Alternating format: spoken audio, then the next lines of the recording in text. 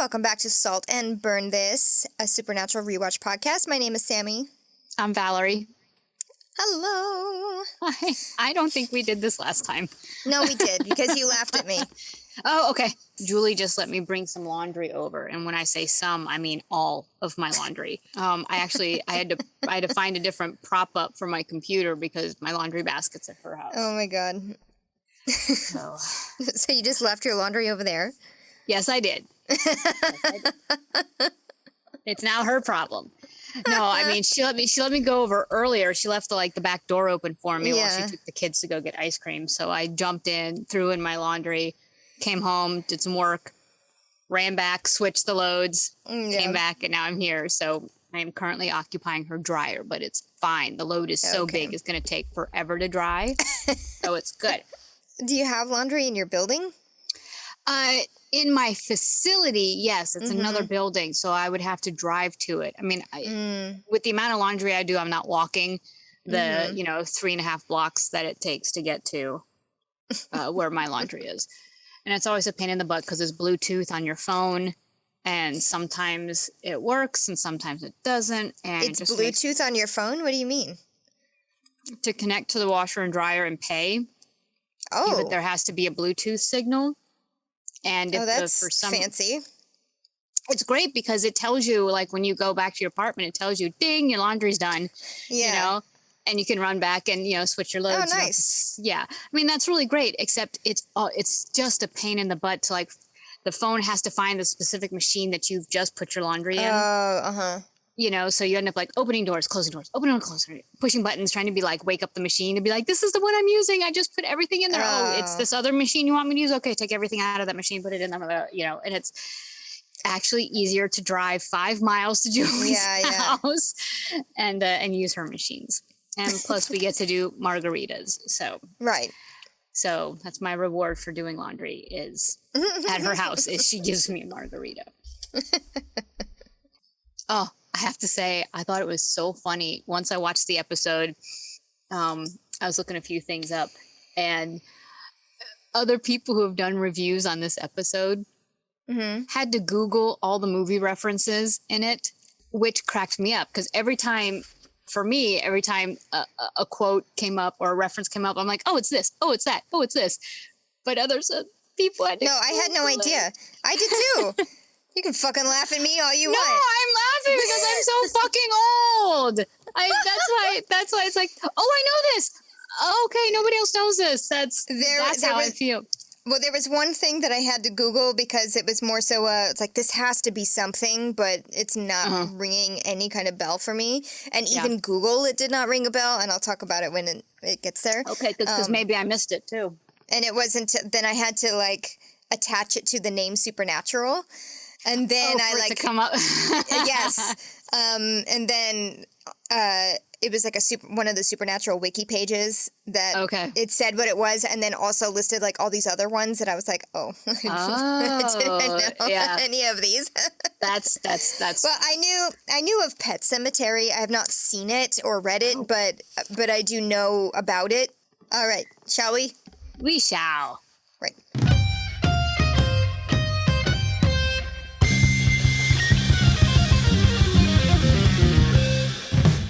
Season 2, Episode 4, Children Shouldn't Play with Dead Things. A corpse with a black thumb. When the Winchester brothers visit a cemetery to pay their respects to their murdered mother, they find a nearby grave with an eerie power to kill all the life around it. Written by Rael Tucker and directed by Kim Manners. Yay, Kim Manners. So I'm glad that the summary just read was correct. Because all the other summaries that I glanced over were wrong. What were they? They listed a guest star who isn't in the show. They misspelled Jeffrey Dean Morgan's name. Who isn't in it? Who isn't in this episode except for in the recap. In the recap. And they said it was about, they say after Sam is attacked by a ghost in a cemetery, all these things start happening. I'm like, what? What? Incorrect. The only part of that sentence that is right is attacked in the cemetery. Yes. That's all that's right about that. So I have to say, again, I did like this episode a lot. Wasn't my super favorite so far, but they're still on an upswing. I still think the Supernatural team is really building something good here. Yeah.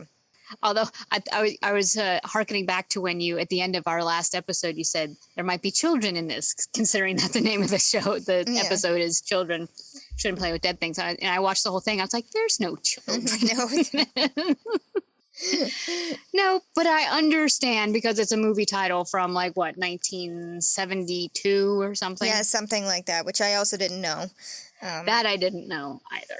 Okay, so in this recap, it's very heavy on the last few moments with Dad, his death, Dean in the hospital. Yeah, the recap alone has the word dead and death said 3 times. And there's 3 different images of dead or dying in it. Yeah. Dad on the floor, Dad's body being burned, and something else. I'm like, okay, a little bit of death. Yeah. Oh, right. So just a little bit of death coming our way in this episode. Right. I've never paid that much attention to the recaps. I mean, I do because I like how they are, but this one I was like, dead, death, dad. Yeah, they're kind of beating a dead horse. Phrasing. Yes, exactly. This one kind of stood out a little bit. So I was like, all right, this is not going to be a happy, fun episode. But So in the teaser, we see a guy with a gorgeous girl sitting at a table. She's heartbroken. He's bringing her alcohol, chocolate, and emo rock, all the things to make a recipe for a broken heart cure. Was it you who came across, there was a girl, a student in Hawaii, who mentioned something about sadcore music? Was that you?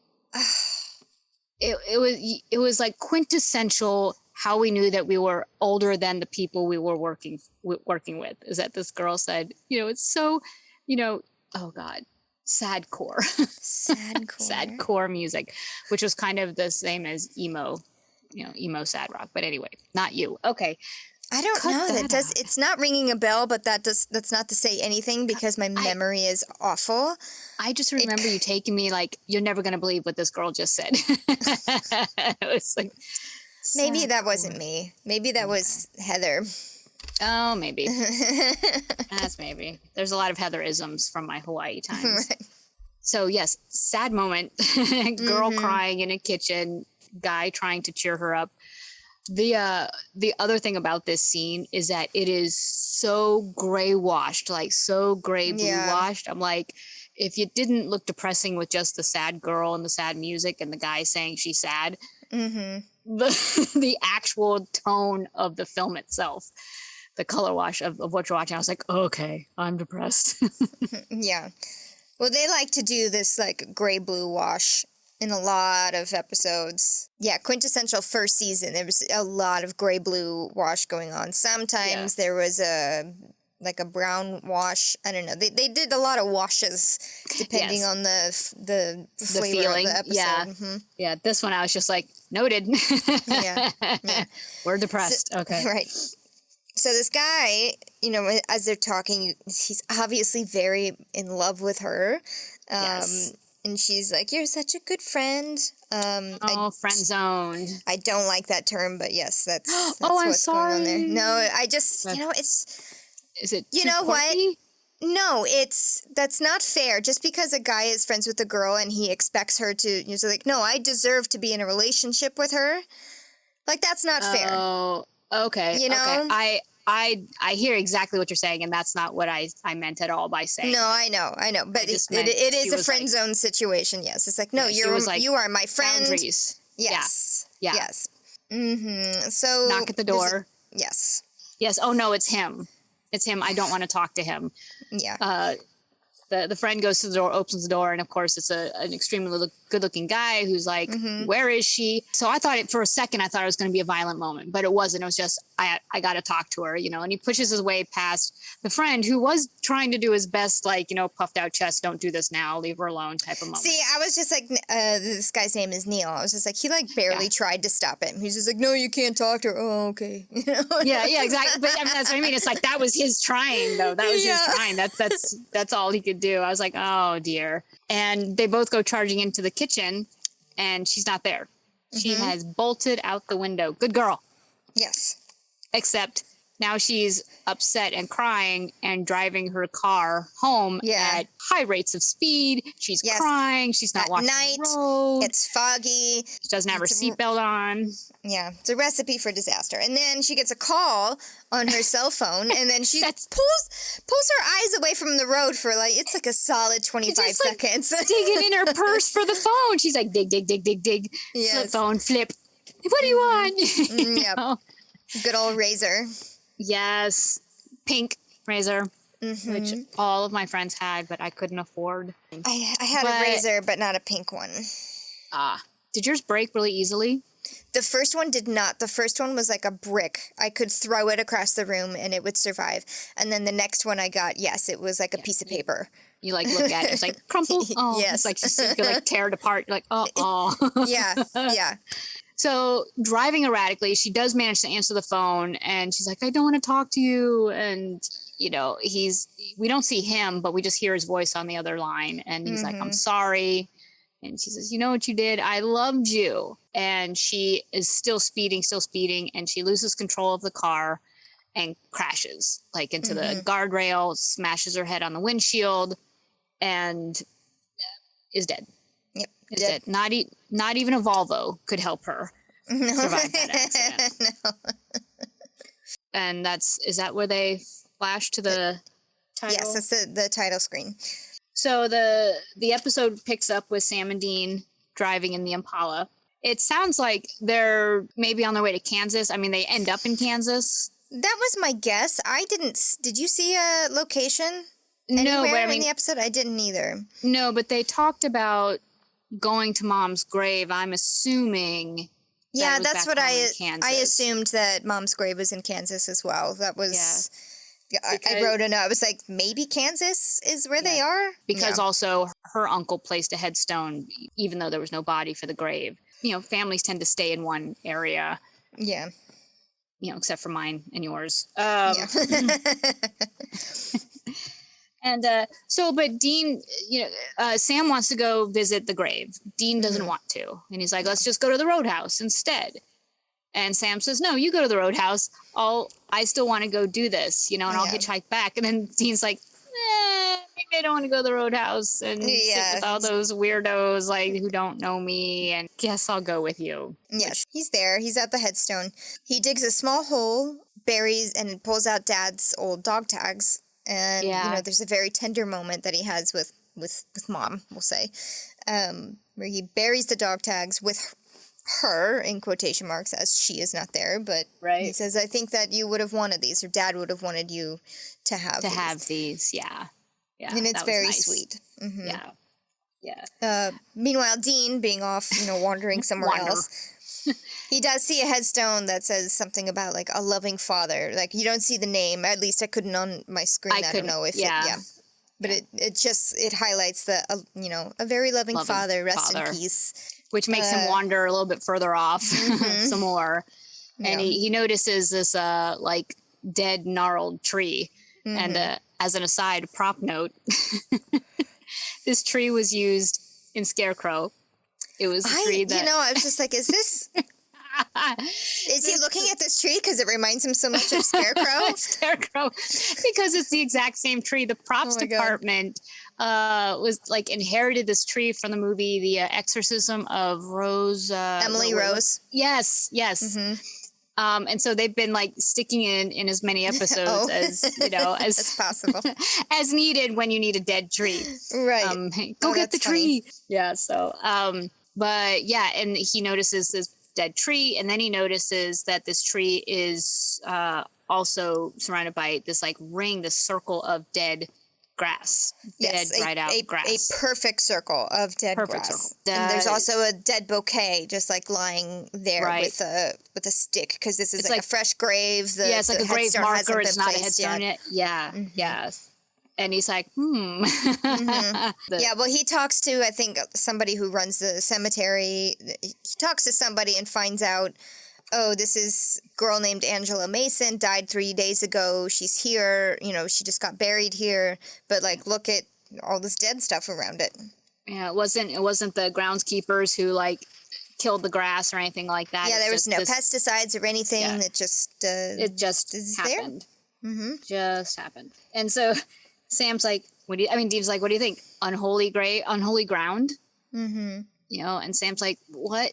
No, we're not doing this. This is a cemetery. You're looking for something that isn't there. Let's just move on from this. Yes, he's just like, don't you think it's a little weird that we just happen to come here for a different reason altogether, and you just are finding something? A hunt? Yeah. You just happen to Dean is obviously itching for something to happen. Like, he's just the ants in his pants. He's just like, we gotta go. I have to go do something. Yes. And Sam is, you know, he's not too sure, but he's just like, okay, let's go. Well, because Dean says, you know, listen, I drove you here. I didn't want to come here, so I came, though, so you can go do this thing with me now. A little tit for tat. Yeah, but I think also Sam is kind of just, because there's a few more interactions that they have coming up. It just feels like Sam is just kind of like, okay, I'll let you have this, you know. If you got to do what you got to do, you know, until it becomes too much, but... Right. That's later.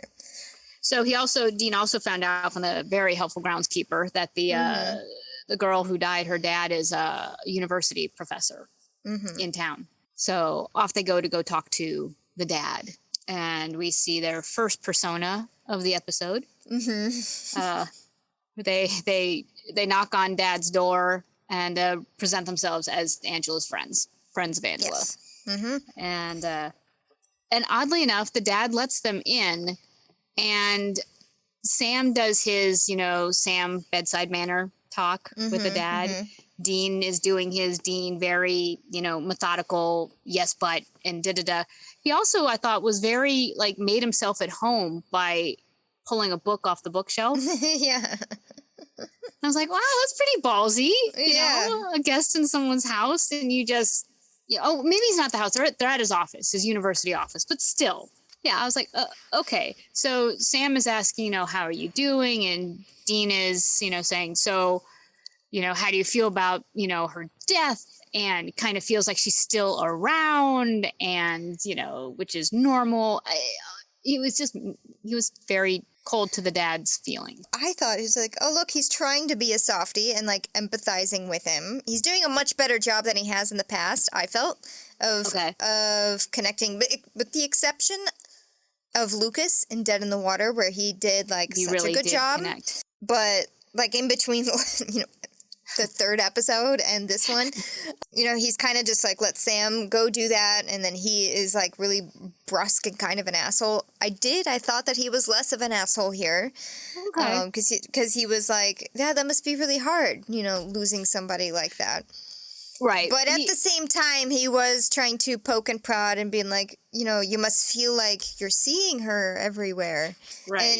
And but this is like a pissing contest between him and Sam, you know. Right, because Sam is looking at Dean. He's not looking at the dad. Yeah. And every time he has something to say, he's saying it directly to Dean and not to the dad. There's a moment, I forgot what was said. The dad, the book that Dean pulled off the shelf, he's like, what is this? And the dad says, it's, you know, ancient Greek. You know, I teach ancient Greek. Something Dean said made Sam go from caring and concerned Sam to, like, his forehead completely unfurled. Yeah. He kind of went from to, and I don't know how to describe it, but I was like, oh my God, I can see his forehead. His hair has changed. He doesn't have bangs anymore. I'm like, now we can see Sam's expressive, worried forehead. Yes, his five head, if you will. But it took me a second. I was like, oh my God, he's parting his hair in the center now, and he's got, like, his side bang. I was like, oh my God. I just thought it was so funny because his expression was so, that switch was so big. Yeah. That I was like, oh. What if we've been missing all this time since he had bangs? I know. Covering his forehead, his five head. Pointless to our conversation, but still, there was just something that Dean said that made Sam go, okay, we're not doing this. This isn't about the hunt. This is something else. Yeah. But the dad says, he's still not hip to Sam and Dean, whatever their tension is. He's like, well, family is everything. I miss her. I call her on the phone. And before I realize, even before I realize it's ringing, I'm like, oh my God, she's not there. But I still call her. And so that's his reasoning for thinking he sees her places, he's like, she's gone. She was my family. Family is everything. So then they go back to the motel, or to a motel, I guess. They're still fighting.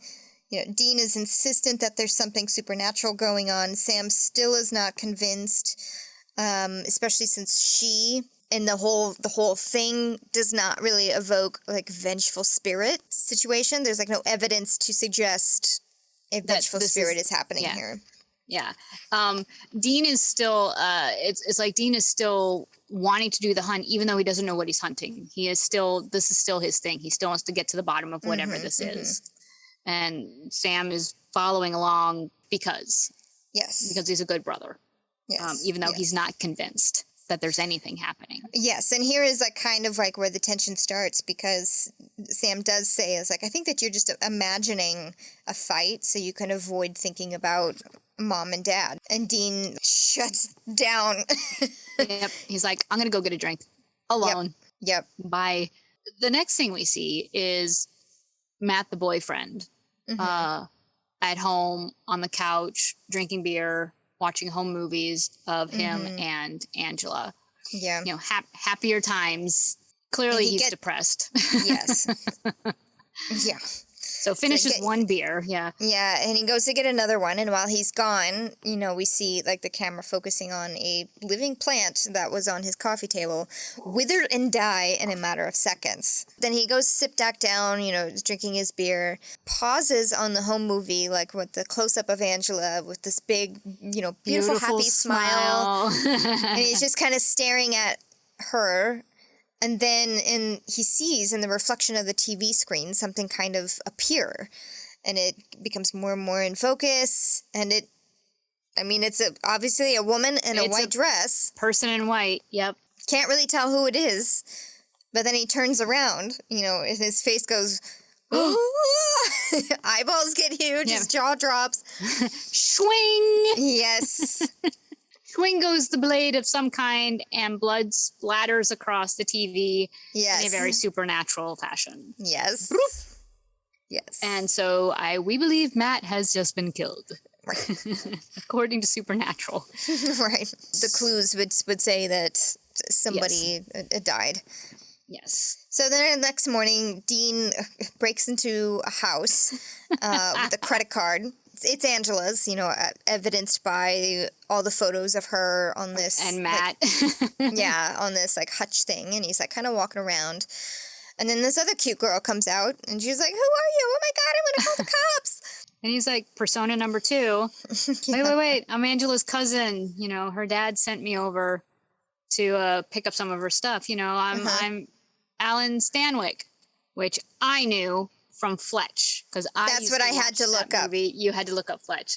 Yes. I watched that movie endlessly in my day. I have never seen that movie. You would not like it. I wouldn't, because I hate Chevy Chase. There you go. I told you wouldn't like it. Absolutely hate Chevy Chase. But no, that's the one I was just like, this has to be a reference to something. And when I first just typed up Alan Stanwyck, a bunch of it was a divorce attorney in Canada somewhere. Just random everyday people. And I was like...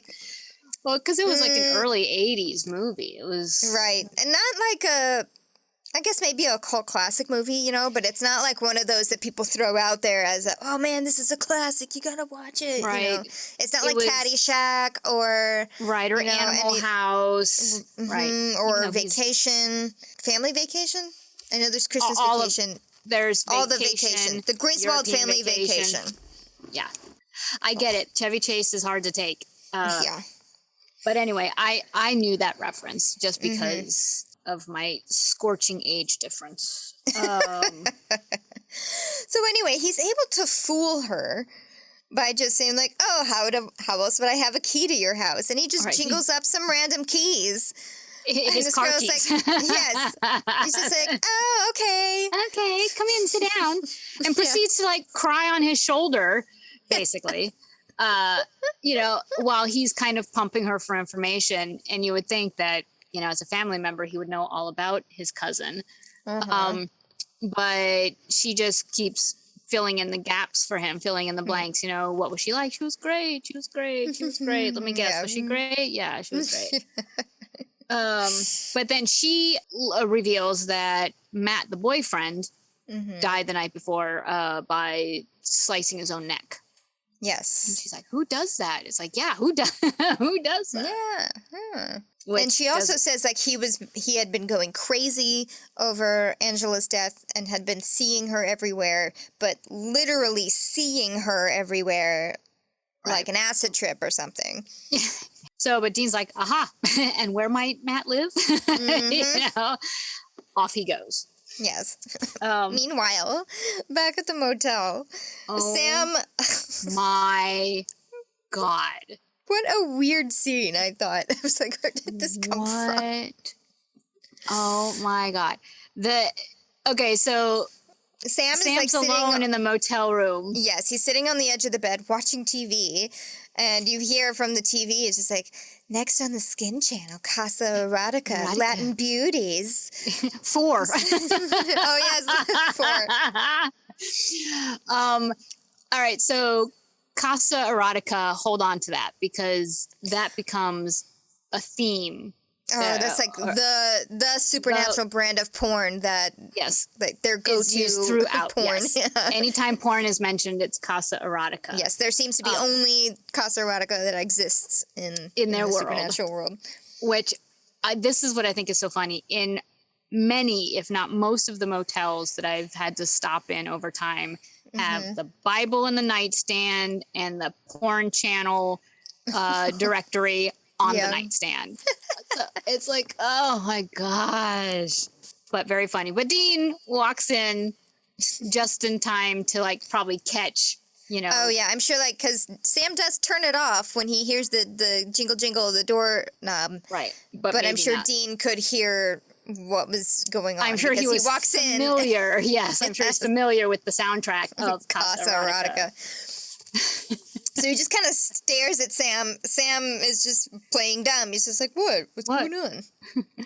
Awkward. Yes. And then he does. He goes to the TV, and you see like the little trifold on top of the TV, Triple X, pay-per-view. Dean's just like looking at it, being like, okay. I know what you were doing. So he lets that go in the moment. And describes to Sam everything that he found out so far about the girl, about her circumstances, about the relationship. And Sam's like, all right, you're probably right. This is a case. Yeah. Dean is really defensive over his, imaginary case. And he's still defensive. Yes, he's still defensive after Sam admits that he's wrong. And he mentions Neil, and I forgot how he got... Oh, he stole Angela's diary. He, pulls up, he's just like, but I did find something at Angela's house, and he had stolen her diary. And Sam's like, you stole a girl's diary? Yes. He's like, yes, I did. Yes, and so then that is how they learn about Neil. Bestest friend in the whole wide world. Right. So here we have another alias. They show up at Neil's, and they say that they're grief counselors, which, looking at them, come on. And they go on and on. Dean goes on and on about what kind of services they offer as grief counselors. I said Dean would not be a good one of these. Maybe Sam. Sam would be a good grief counselor, not Dean. But everything that he's saying in the moment about people and grief, people do weird things when they're grieving. It's like all about Dean. It could all be said about Dean, and everything Sam says as the quote grief counselor could be said about Dean and to Dean. Yes. So it's like Neil doesn't even have to be there for whatever it is they're talking about. No, again, and that kind of was happening with Angela's father too. It's like they were just talking in code, so to speak, like with each other. But anyway, they learned from Neil, who is not really interested in grief counselors at the moment, but they do learn from him that Angela had walked in on Matt with another girl the night that she died. And she was so torn up about it that she wrecked the car. And that he was so torn up about that he killed himself. Yes. Yes, he's like, no, he definitely didn't kill himself over grief, but guilt, because he knows that it was his fault that Angela died. Fault. Yeah. Meaning Matt. Yeah. Yeah. So this is pointing Sam and Dean towards this being a vengeful spirit. Yes. Mm-hmm. The more they hear about, now they discover that she's been cheated on, now she's... Yes. Yes, but because before, when Dean was reading her diary, he was just like, this girl's like too nice. Like, right, yeah. Like, yes, this is definitely like a case, but we're getting farther and farther away from vengeful spirit because this girl is like the best. She's great. Yeah, she's great. She's great.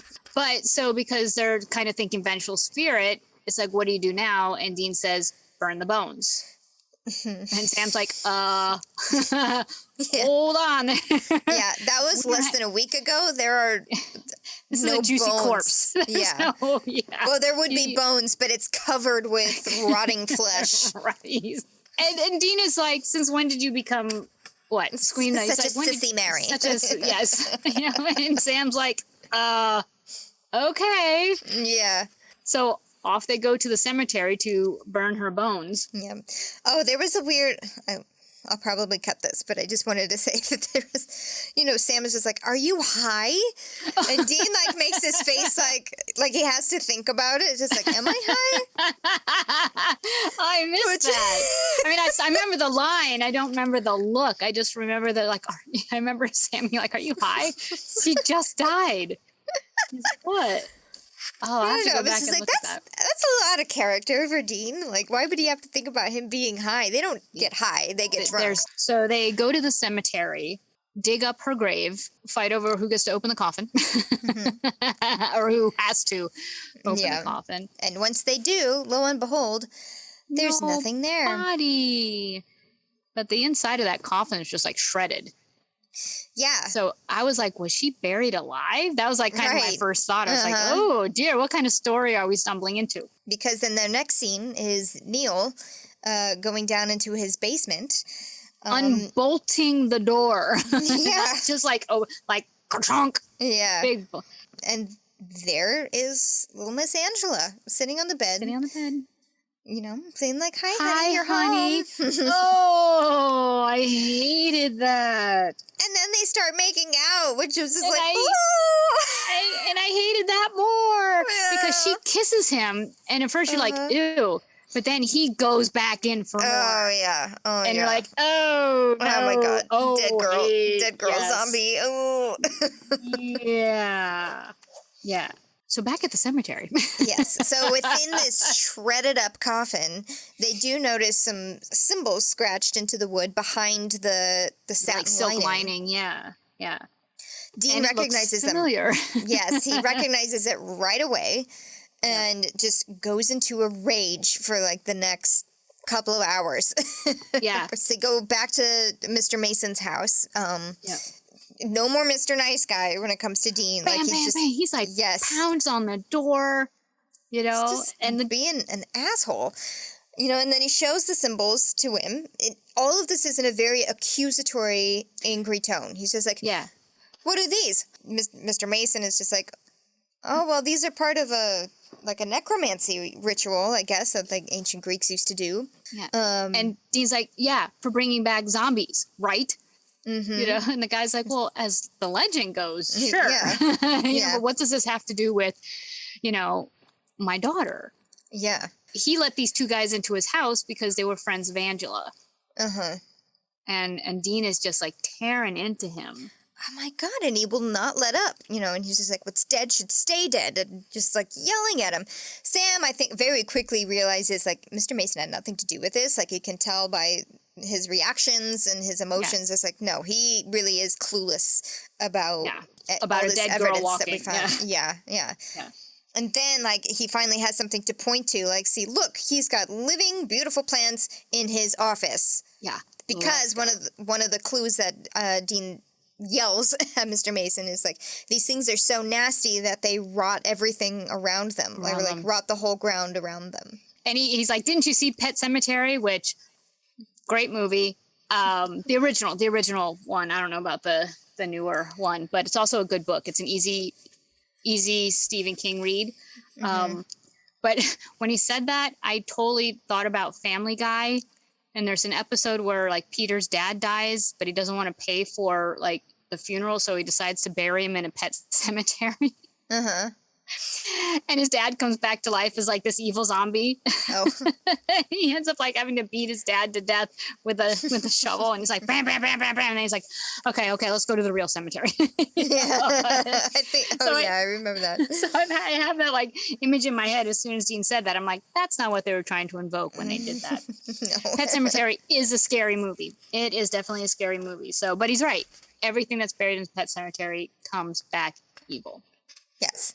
Okay, so as they're leaving the house, because Mr. Mason has, like, threatened to call the cops, and he's just like, get the hell out of my house. Fair enough. Now Sam is 100% honest, and he's, like, stopped kind of letting Dean do his thing. He's just like, no, dude. Nope, done. You are on edge. You are erratic. You are scaring me, which is not easy to do. You know, you just need something to kill. And if there wasn't a case here, you would have found something to kill anyway. Tail spinning. You're tail spinning. This is killing you. Yeah. You know, you not dealing with whatever you're having on the inside is killing you. Yes. And you won't talk to me about it. Right. And Dean still doesn't really acknowledge. You know, he's just like, all right, well, we got to get out before the cops come. Like, he has a half-ass apology where he's just like, yeah, I'm being an ass. I'm sorry. But right now we got a zombie on the loose and we have to figure out how to kill it. Yeah. Sam realizes he's not going to get anywhere again. And says, our lives are weird, which is true, is so there's this high tension moment in that scene. And then, you know, a little, pin in the balloon to give us a break, you know, from their tension. So it's a little redirect of, our lives are weird. True. Yep. True. Your brother is potentially homicidal and you're chasing a homicidal zombie. That's weird. So Neil, with Angela, is now kind of second-guessing his decision to bring her back. Did you go see, Matt? Did you get out? Did you... Right. And she's like, no, honey, I couldn't do that. Yes. You know, we already wasted enough time talking about this. Yes. And he was just like, you always seem a little different. And she's like, well, I am different because I learned that I truly loved you. You brought me back. She very quickly convinces him, to just kind of not think about it by climbing on top of him. I was like, he's distracted by zombie sex. And so at the motel, they're researching, I'm assuming they're researching how to kill zombies. Sam's like, there's no one way to do it. Like, there's no one proven way to do it because zombies are, like, prolifically sci-fi, horror flick things. So it's just the internet is just full of, fiction, how to kill zombies. Yeah. Yes. There's also, like, different kinds of zombies. Like, I don't know exactly what he was reading, but, it's just like, for this zombie, you kill them this way. For this zombie, you kill them that way, Right, like, feed their hearts to a wild dog or... Yeah, so, like, there's nothing, like... no headshot. There's maybe no silver bullets. I mean, maybe we can give that a try. I'm not quite sure how they focused in on that, other than the fact that they already had silver bullets. Right, and silver bullets tend to kind of kill most things, Yeah. So that was something that was already in their arsenal. So they're like, all right, we got silver bullets. Let's give that a try. And there was another movie reference there. Because Dean says, can't we just kill him with a headshot?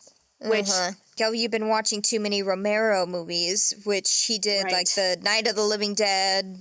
Right, so, which is like, his most he's famous. A big zombie filmmaker. Interesting that their lives are hunters and Dean still likes like horror films. Yeah. You know, I don't come home from work and listen to opera. You know what I mean? Yeah. But before they head off, they're still brainstorming. Yes, as into who actually brought her back. You know, if it wasn't her father, it was probably this guy Neil, because in her diary, you know, she's constantly like talking about him, like he's such a good shoulder to cry on, and and all this sweet stuff. And this is where another movie reference comes in. Dean says he's totally like unrequited Ducky love, which is from Pretty in Pink. John Cryer's character is Ducky. Molly Ringwald. I haven't seen that. That's okay. It's a total. I know of flick. it. I know of it. Of the who's the director that did all of those? John Hughes. Yes. Yep. Yes. Yep. And plus, Neil has access to all of Dad's ancient Greek books because he's the TA. He's Dad's TA. Yes. So yes. And that's really what kind of solidified, because Sam was skeptical. So it's like, well, I mean, just because they're close doesn't mean that he did it. And Dean's like, well, did I mention that he's the TA for Mr. Mason? Dean did a really good job with this case. Like, he did a lot of the research and the this investigating. whole episode is his. He did it all. Sam's just along for the ride. Yeah. You know, Sam's just there as bait. Yeah. Yes. But yeah, this was all Dean. He researched everything. He saw the signs. He figured out. He tracked. He chased down leads. Snuck into all the houses and did searching. Yes. Like, Sam did nothing, except try to hold Dean back. You know, I mean, eventually did go along with him, but was always trying to, like, let's rethink this type of thing. Yeah. They decide to go back to Neil's, and they break into his house, and Neil, it's your grief counselors. We're here for a hug. Again, Dean would not be good at this. No. So they're sneaking around Neil's house, looking for something, and they see all the dead plants, and they happen across the bolted basement door, and Dean gets an awesome dig in at Sam. Unless this is where he keeps his porn.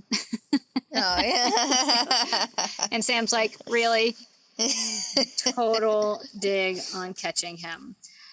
So they unbolt the door, they head down into the basement, and I wanted to point out the music, the background, the underscoring. It's so like scary movie zombie music. It's the like baritone, it's the low double bass, it's the cello playing, it's all that literally scary movie music. Yeah. Which I loved. In the basement, they don't find her, but they do find like a loose window panel. It was like a vented window. So now it's like, oh man, she's probably going to go kill again. Like, we really have to find her. Like, stop joking around, because Dean makes a Beaches reference. Hey, at least he knows what Beaches is, total chick flick. Bette Midler. So then they are brainstorming about who could she be possibly going after this time. Boyfriend's already dead, but it takes two to have sex. She's probably hardcore sex. Another dig at Sam. Hardcore sex. And I think that's it for the Sam and sex jokes in this episode. Right.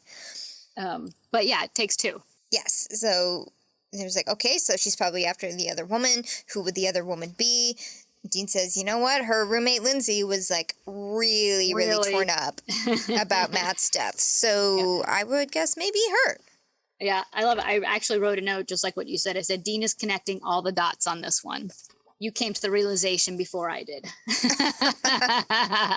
So then we see Lindsay. She's staring at a picture of Angela and Matt because she's packing up all of Angela's things. But then she sees, isn't it in the reflection of that picture? Yep. That she sees Angela behind her, which unexpected for her, I'm sure. Like, oh. And turns around, and what does Angela say? Like, Lindsay, I'm home. Yeah, I wasn't paying attention to what she was saying. Oh, well, it's Anyway, and like grabs her, like Yeah. grabs, and they fight and they tussle, and Angela grabs these giant pair of shears off the counter and is now chasing Lindsay around trying to stab her with these shears. And luckily, Lindsay's a kind of spry, I guess. Yeah, I don't know able where to somehow this came from. Like trip her or knock her down or something, but Angela falls onto the scissors, impaling herself on the chest. Yeah. I mean, we just see her fall on her face, but obviously her hand is tucked under her body and now she's not moving. Right. So and like, Lindsay rolls her over, sees the scissors sticking out of her chest and her eyes are closed. And now is when Lindsay's freaking out, being like, oh my God, what the hell is going on? What's going on? She died. She's here. She died again. I don't know. She's trying to kill me. What's going on? And then Angela's eyes open. She gets up. Yes. And starts after her. This was scary because she grabs Lindsay's hair, behind her neck. Yep. And slowly pulls the scissors out of her chest and is just dripping with really blood. And very menacingly threatening her with the scissors she's going to stab her. And then cue the boys and they start shooting her with the silver bullets. Mm-hmm. Yep. Which doesn't really have a huge effect. I mean, it stops her from what she's doing and it kind of kicks her back a little bit, but it doesn't have any real effect on her. No. And they keep shooting at her until she turns and runs and jumps out a window. Mm-hmm. And Dean follows. Yeah. So Sam's got the roommate, has Lindsay, pat, they're there while Dean's off chasing the zombie. And 2 seconds later comes back through the window and he's like, damn, that dead chick can run. Yeah. She really can. Right? So the Angela got away. But Lindsay was saved. Yes. So the next thing we see is the boys. Well, now they're thinking about, it's okay, strike silver bullets because that didn't really do anything. Right. I mean, maybe, but it didn't drop her dead there on the floor. So what's the next thing that we can try? Sam says, well, maybe we could nail her to the coffin bed. That's popped up a lot. And I think that's where the whole staking a vampire through the heart came from, which I believe is true. I think that is why that whole... It's to actually just hold them into the grave and keep them there. Yes. And they're like, okay, if that's all we got, let's give that a try. Yes. But Dean is like, but that means we have to lure her back to the cemetery. It's like, how do you lure a zombie to the cemetery? Right. Enter Neil. Yes. So they go back to Neil's and totally just cut him down. We know what you did. Stop trying to play innocent. But he does. He plays dumb for a while, Neil.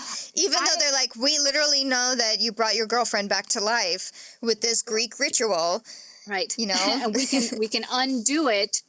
Yes. But she killed Matt. She almost killed Lindsay. We saw her. Yep. And he's just no. Yeah, I don't know what you're talking about. Yeah. No. Do you know where she is? Yeah, she's back at the house, and Dean's like, looks down, dead plants everywhere. Yeah. And for a second, I actually thought that maybe Neil was afraid, and Dean saw that. And that's why he leaned in and is like, you should come with us. We're going to go do this ritual. I think he was, because when Neil said oh, she's back at the house in the basement, and Dean is like, really? And he's like, yeah. And then he kind of Neil, he looks over a little bit, he does this weird kind of shifty shift thing, which could either be he's just a bad liar and just kind of signaling. Yeah. Yes, or automatically look towards the closet. Yeah. Door, because Dean makes a note, he looks at the closet door and then realizes she's here. That with the dead plants is no, she's definitely here. Yeah. Yeah, no, because I was actually looking for that subtle or that not so subtle, look to the closet. She's not here, Yeah. But I didn't see it, which is why I was like, oh, maybe he doesn't know she's there, or maybe he really does think that she's back at the house, but, and is oblivious to the signs of the dead plant. I don't know. There was just something about that scene that I was like, maybe there's something redeeming here. Maybe he is afraid and needs help. But when Dean says, come with us, Neil says no. Yeah. And so, mentioned Dean talked about a ritual to change her, to kill her again, Yeah. And it's obviously it's a made up thing because even Sam was like, "What?" Yeah. Need all these random things. We need candles. We need candles. But I did think that Neil was a little scared. I think maybe he was even so scared that he didn't want to leave right there with them, because she is right there in the closet. Right. It's just like, does she? What if she just pokes out? I mean, I don't know. I think he was just confused. Didn't really know what to do, like so scared that he couldn't make a decision. Yeah. Maybe. Yeah. Yeah, no, I get that. Because then, yes, you're right, Dean leans in and is just like, listen, you have to leave. Don't make her mad. Don't make any sudden moves. Just quietly leave and go.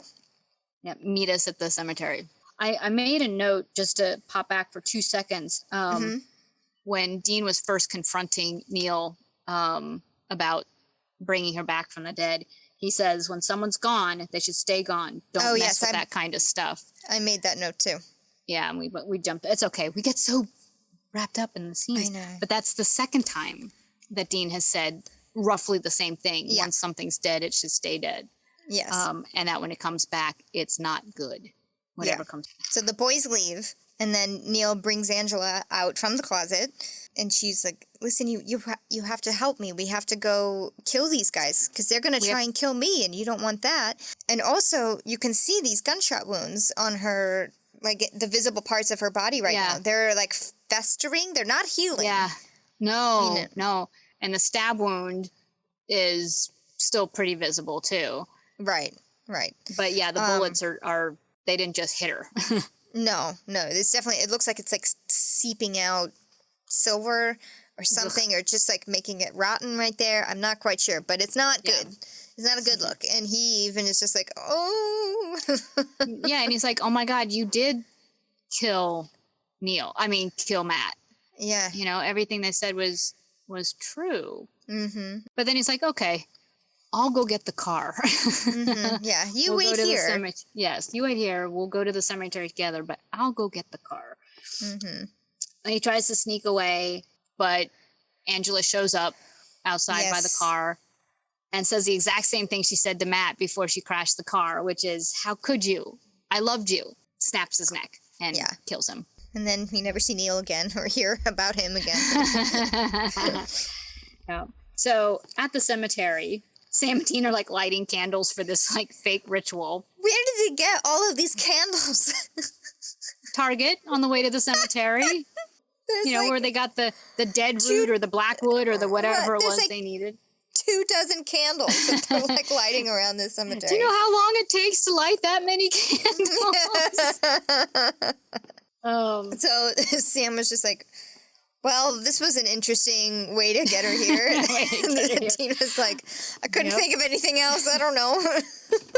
But while they're lighting these candles, they hear twigs snap, rustle. They have a knowing look. It's like, okay, she's here. Yeah. And they both go off in separate directions. Yes.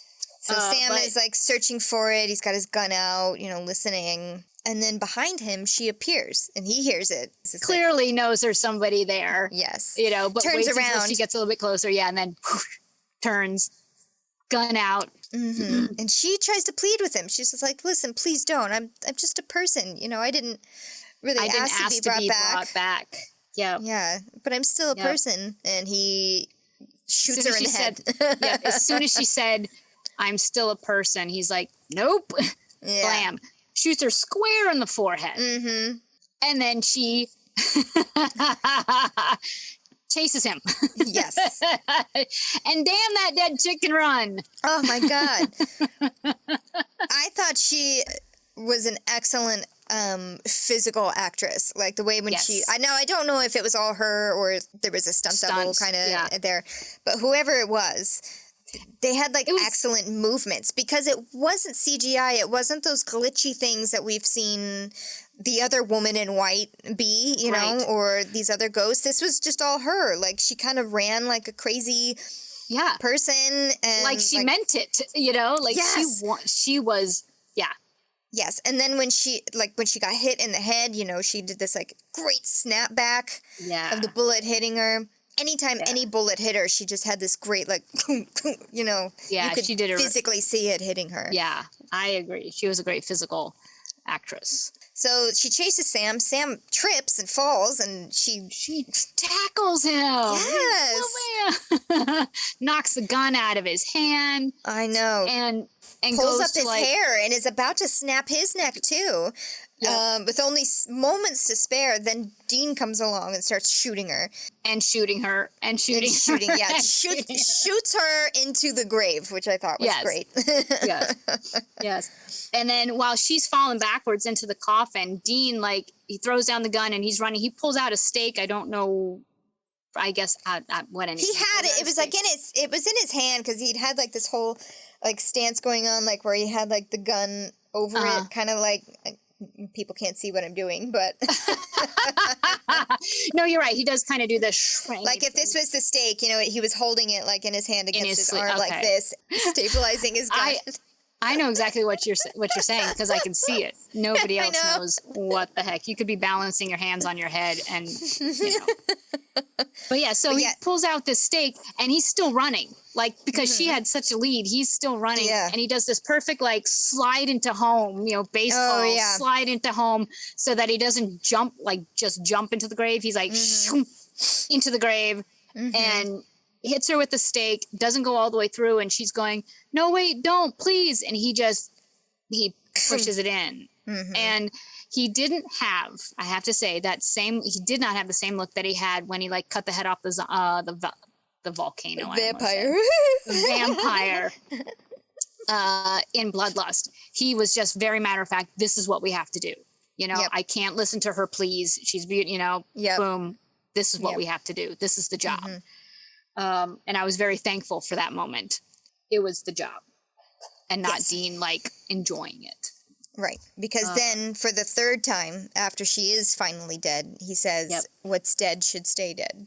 And it looks like she is. It looks like their fake ritual worked. The staking worked. So then it's the next morning. They have finished burying her again. You know, they're patting the dirt with the shovels. Have you seen this outtake? You have to have seen this outtake. So they're standing with their, Jensen and Jared are standing with their backs to the cameras, getting ready to like do the pat of the, you know, shovels on the grave. And Jared goes, pat, and he split his pants. He's like right down the ass, just rip. And he's like, oh my God, I split my pants. You know, and he's literally doing that like puppy looking for his tail thing. He's trying to like get around to like look to see like his pants rip. And he's laughing so hard, he just runs away laughing. Jensen is just dying. So I was like, it's one of my favorite ones. They just can't contain themselves. That's amazing. Yeah, at least that was something that happened to them as opposed to like the pranks they play on each other later. That was just right. Yeah, wardrobe malfunction. Well, that's like that time with that one show. Do you remember? My God, with Ben. Yes, I don't remember what show it was, but there was something that every time that this moment in the music came up, Ben and a couple other people would just start twerking in the back. I have that video. I know you do. I have it. And then he gets like so low because he is like a little bodacious guy. You know, he's got a little bootay on him. And then he gets a little too low and then he stands up. He's like, pop. Yep. You hear the pop. You hear the scenes go pop. And he stands up and grabs his butthole. He's like, oh. Yep. And that's like right before his entrance. Yes. And I think it was a show, wasn't it? Like, wardrobe to the stage, Wardrobe to the stage, please. Wardrobe to the stage. It was not a dress rehearsal. It was... I know. It was a performance. Oh, my God. Oh, yes. And see, the thing about live theater is you can't just, like, cut and wait until you get a new pair of pants. New pair of pants. And guess what? There aren't new pairs of pants just standing by for that. No. Yes. Oh, my God. That's so funny. Yes. And the look on his face when he stood up after he realized he ripped his pants and he's like, I enter at the end of the scene. My entrance is next.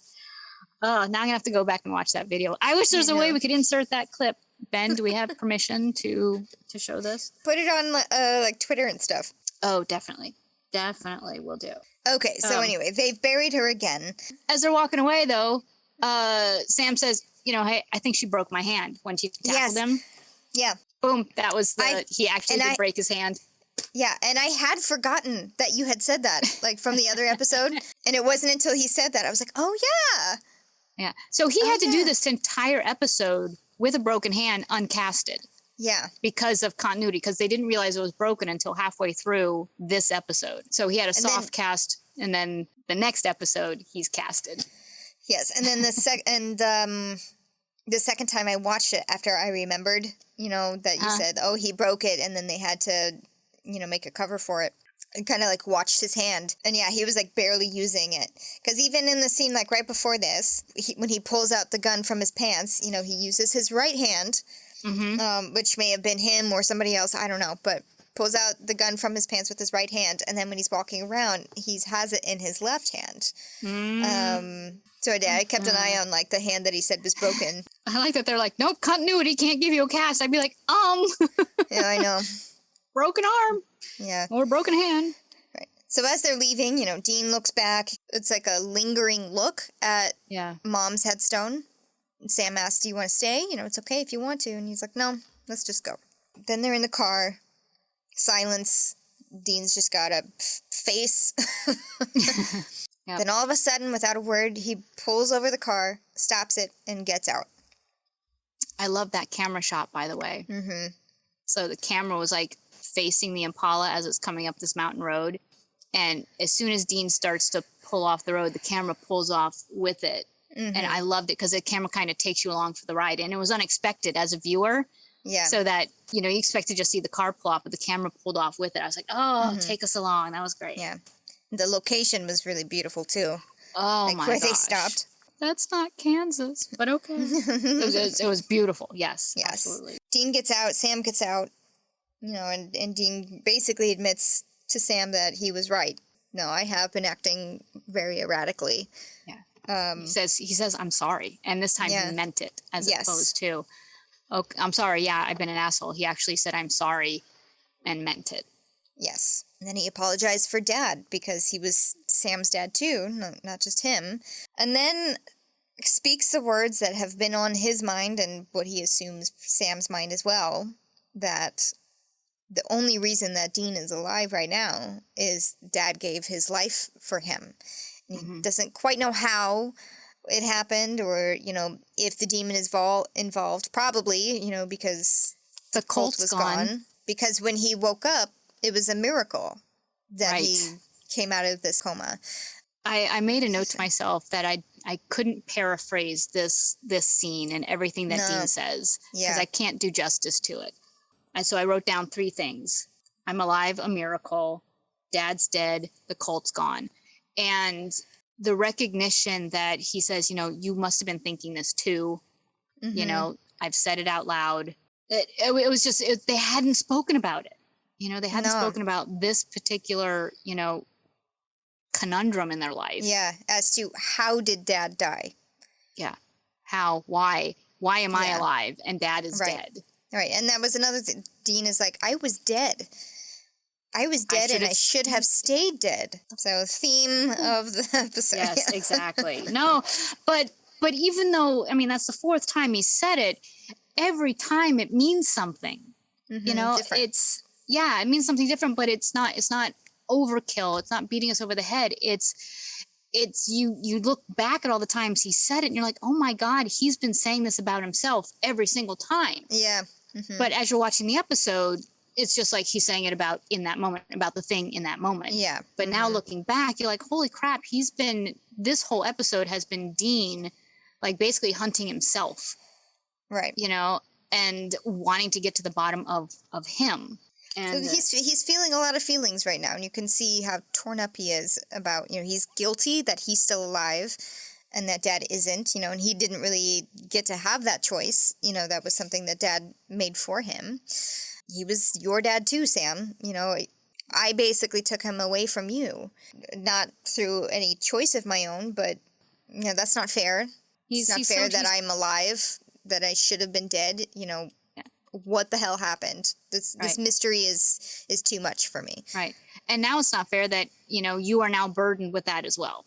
Yeah. He's been trying to keep Sam out of all of this, and now he's burdened him. So it's like Dean has the burden of the question. He has the burden of now having included Sam in this, and the burden of they don't have answers. He even says, what could you say to make this all right?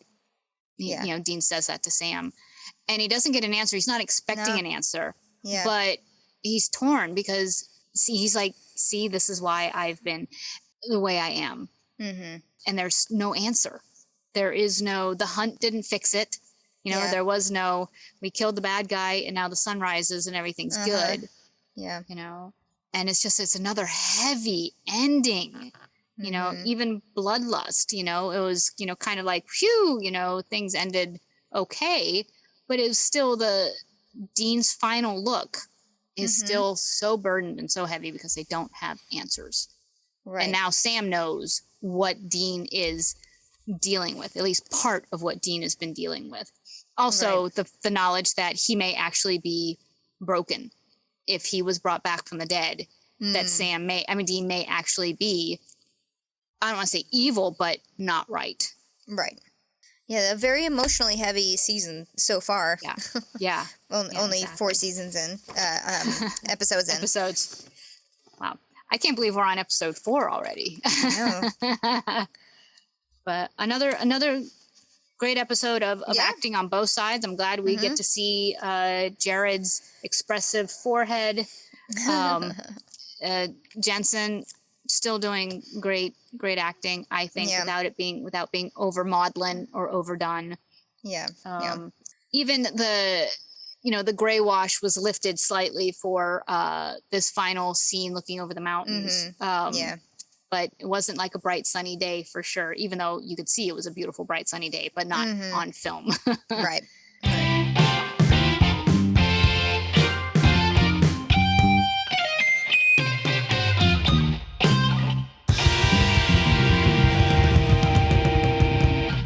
Good episode. I hate to say it, but it's one of those that makes me want to go to the next one because I need relief from the tension. Yeah. I need an answer just like Dean needs an answer. I need to know that in the next episode they fix it and everything's okay. Right. Did you like this episode? I did like it. Yeah. I kind of wish that there was a little bit more to the monster part. Meaning, like, how it came about, because it just kind of threw that one away as it was like, oh, it was just a Greek necromancy ritual, and then that was it.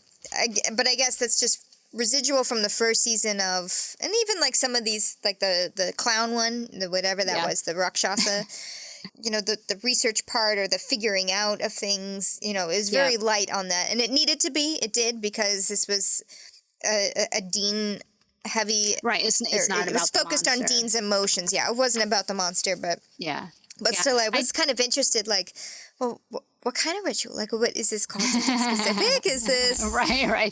More than one symbol. I also, my first thought was, well, how did she get out of the coffin? Right. Because even though the dirt over her grave in that perfect circle was, the grass was all dead, there wasn't any dig marks. It wasn't like a fresh looking grave. Yeah. And so it didn't look like that Neil had gone and dug her up again. I was like, there's a lot happened over that grave. But I mean, that's just, what is that, extension of disbelief? Yeah. Right. And also if she clawed herself out, wouldn't there be like a hole in the dirt of like where she came out, like in Buffy when she took herself out of her grave? Ooh. Yes. Oh, that was God, such a good episode. Yeah, I mean, but at that point, I guess in that point, we didn't know she was a zombie when they first open up the coffin. We still think that she's a ghost or a vengeful spirit. Oh yeah. Mm-hmm. So maybe if they had shown that she had clawed her way out or that she had been dug out, right, that it would have given away the zombie side of things. Oh no, it was just like one of those like, oh look, we have to find some way to reveal these symbols in the wood. Yeah, right. This already has a tear in it. Let's put it here. Right. Thank you, everyone, for joining us on this commentary of episode 4. Please, if you enjoy us, subscribe to us on anywhere you can listen to podcasts. We're on pretty much all of them, with the exception of a couple, but we're getting there. Rate us, especially if that platform has the capability to rate podcasts. It would be a huge help. Share us with friends and family who like the show, or us. I'm not picky about how or why you listen to us. Just listen. Just listen. We also have fun things on Twitter and Instagram and Facebook. Twitter, we are at Salt and Burn This. Instagram and Facebook, we are at Salt and Burn This Pod. So like and follow us there as well. And we will see you next week for Simon Said. So, not Simon Says. Yeah, Simon Said. What did Simon say? I guess we'll find out. All right. Thank you, everyone. We'll see you next week. Bye. Bye.